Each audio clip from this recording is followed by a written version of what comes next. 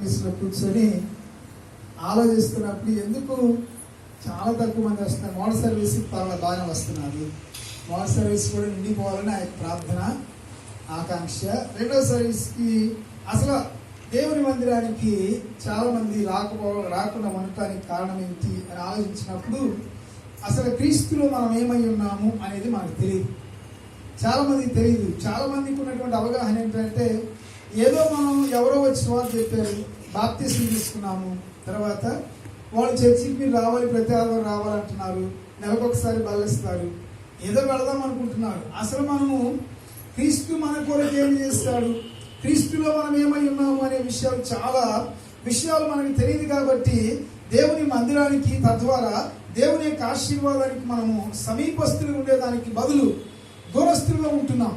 అందుకనే పౌలు చూడండి అన్యుల గురించి మాట్లాడుతూ ఎఫెసీ పత్రికలో అసలు దేవునికి దూరస్తులుగా ఉంటే ఎంత శాపగ్రస్తులు అనేటువంటి విషయాన్ని గురించి మాట్లాడుతూ ఆ పౌలు ఎఫెసీ పత్రికలు అంటాడు అన్యులను ఉద్దేశించి, మునుపు దూరస్తులను ఇప్పుడు సమీపస్తులు. ఎలా సమీపస్తులయ్యారు?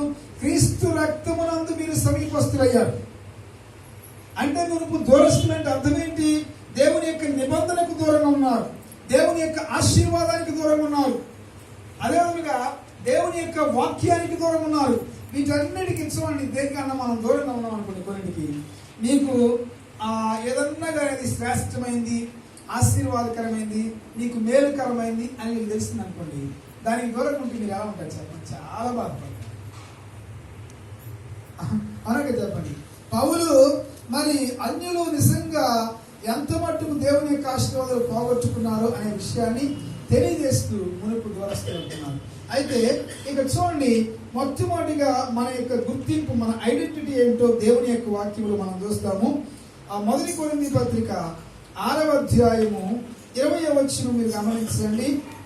ఆ మొదటి కొరింథీ పత్రిక 6వ అధ్యాయము 20వ వచనం, మీరు మీ సొత్తు కారు, విలువ పెట్టి కొనబడిన. ఏమని దేవులారా, ఒక సత్యాన్ని మనం గమనించాలి. కొరింథీ పత్రికలో పౌలు రాస్తూ ఏమన్నా తెలుసు, వారితో మాట్లాడుతూ మీరెవరంట విలువ పెట్టి కొనబడిన వారు.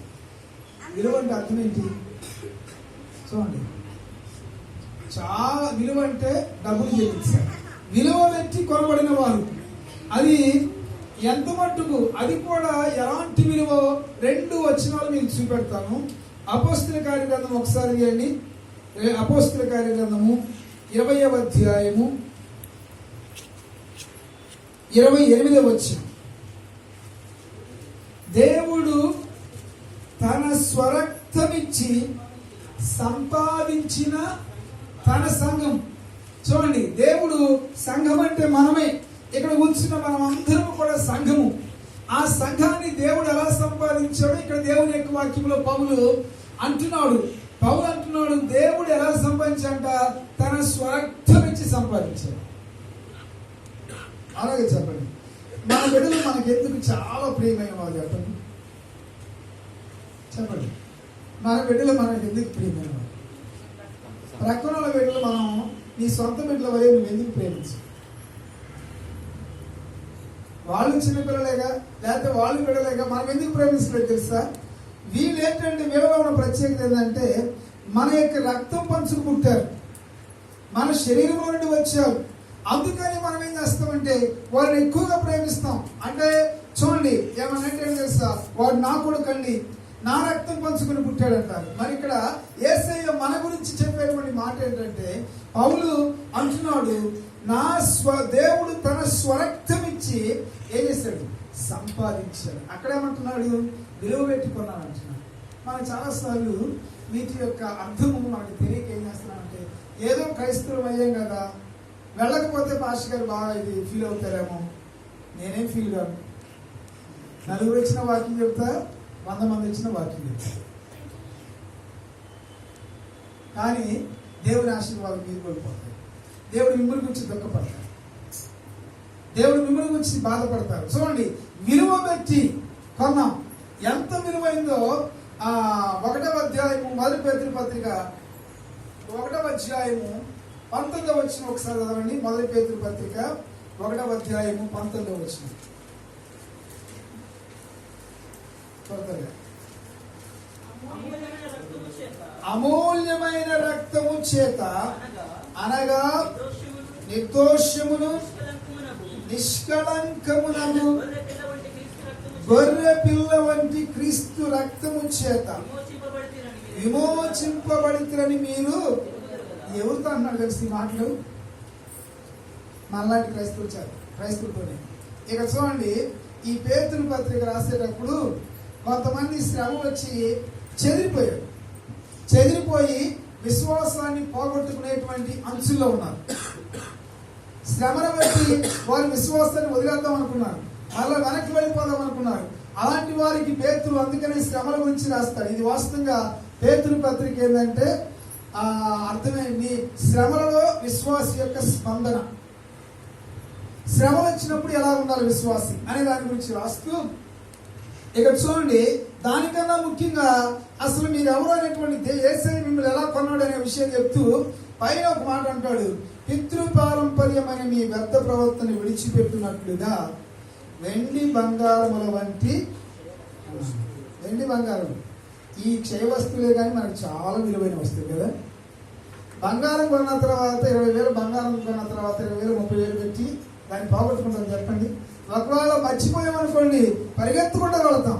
కానీ అటువంటి వాడి చేత యేసయ్య మనల్ని విమోచించలేదంట. అంటే ఈ లోక సంబంధమైనటువంటివి యేసయ్య రక్తంతో పోల్చుకుంటే ఈ లోక సంబంధమైనవి నీవు ఎంత విలువైనదిగా పరిగణించినా కానీ యేసయ్య రక్తంతో పోల్చుకుంటే అవి విలువలేనివే.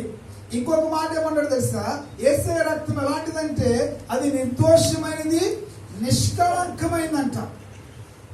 Spotless and blameless. నిర్దోషమైంది, నిష్కళంకమైంది. చూడండి, ఒకళ్ళకి బ్లడ్ ట్రాన్స్ఫ్యూషన్ చేయాలనుకోండి, ఇక్కడ మనకి ఇద్దరు నర్సులు ఉంటారు. ఏం చేస్తారు చెప్పండి? చాలా పరీక్షలు చేస్తారు. ఒకసారి అమెరికా దేశంలో ఎవరికో, నేను ఎక్కడ చదివాను, ఎవరికో మంచి పొరపాటున ఏం చేశారంటే మనిషి రక్తం ఎక్కించిపోయి కుక్క రక్తం ఎక్కించారంట. ఈ రక్తం ఎక్కించినప్పటి నుంచి ఏం చేశారు, ఈ మనిషి మరొకటి మొదలు పెట్టాడు మాట్లాడటం కన్నా. చూడండి, జాగ్రత్త గమనించారు ప్రేమైనటువంటి దేవుళ్ళారా. కానీ ఇక్కడ యేసయ్య రక్తము ఎలాంటిదంటే అది నిర్దోషమైనది, నిష్కళంకమైనటువంటి రక్తము. ఎలాంటి దోషము లేదు, దాంట్లో ఎలాంటి ఏమంటారు ఫాల్ట్ లేనటువంటి రక్తం. ఆ రక్తము చేత దేవుడు మనల్ని విమోచించాడు. ఇప్పుడు ఒక విషయం గమనించారు, మనం ఆయన సొత్తు అని చెప్పుకుంటూ వచ్చి 2వ అధ్యాయము 9వ వచనంలో అసలు నీవెవరిని అనేటువంటి విషయం చెప్తున్నాడు. చూడండి, మనం ఎవరమో చూడండి. 2వ అధ్యాయం 9వ వచనము, అయితే మీరు చీకటిలో నుండి ఆశ్చర్యకరమైన వెలుగులోనికి, తన వెలుగులోనికి మిమ్మల్ని పిలిచిన వారి గుణాతిశయములు ప్రచురము చేయ నిమిత్తము. అక్కడ పిలుపు యొక్క ఉద్దేశం గురించి మాట్లాడుతూ ఇంకేమన్నా తెలుసా, మీరెవరో చెప్తున్నాడు. ఎవరంటే మొట్టమొదటిగా మీరు ఏర్పరచబడినటువంటి వంశం. ఇప్పుడు కొన్నిసార్లు మనం ఏమనుకుంటామంటే మొన్నటిదాకా బీజేపీ ప్రభుత్వం రానంత వరకు చాలా మంది ఏమనుకున్నారు తెలుసా, గాంధీ వంశము భారతదేశం పరిపాలించడానికి ఏర్పరచబడింది. పోయింది, గాంధీ వంశం పోయింది. అవన్నీ తాత్కాలికమైన వంశాలు. నీకు ఎంత చూడండి, రాజకీయ వారసత్వం ఎంత ఉన్నా కానీ, రాజకీయ నేపథ్యం ఎంత ఉన్నా కానీ ఏదో ఒక సమయం వెళ్ళిపోతుంది. అమెరికా దేశంలో ఆయన కెనడీ పరిపాలించారు, జార్జ్ బుష్, వాళ్ళందరూ కూడా వంశపారంపర్యంగా కొంతమంది పరిపాలించారు, వాళ్ళందరూ పరిపాలించారు, వెళ్ళిపోయారు. కానీ చూడండి, మనందరము కూడా ఏర్పరచబడిన వంశం అంట. నీవు భూలోకములో దేవుని యొక్క బిడ్డగా ఉండటానికి, దేవుని యొక్క సొత్తుగా ఉండటానికి నువ్వు ప్రత్యేకపరచబడ్డావు. ఎప్పుడు దేవుడి ప్రత్యేకత? భూమి పునాదులు వేయబడక మునిపే ఏం చేస్తాడంటే దేవుడిని ప్రత్యేకించాడు. నీవు ఏర్పరచబడ్డావు దేవుని యొక్క బిడ్డగా, దేవుని యొక్క కుమారుడిగా, కుమార్తెగా ఉండటానికి నీవు ఏర్పరచబడిన వంశంలో ఉన్నావు. అవి చాలాసార్లు చాలా మంది క్రైస్తవులకు తెలియదు. ఏమనుకుంటారు? అందుకే అనుకుంటారంటే వస్తాము పోదాము. ఇది ఎప్పుడు జరిగింది తెలిసి యొక్క ఏర్పాటు భూమి పునాదులు, పౌలు అంటాడు, జగత్ పునాది వేయబడక మునిపే దేవుడు క్రీస్తులో నిన్ను ఏర్పాటు చేసుకున్నాడు. అంటే తల్లి గర్భంలో పిండముగా రూపించబడక మునిపే.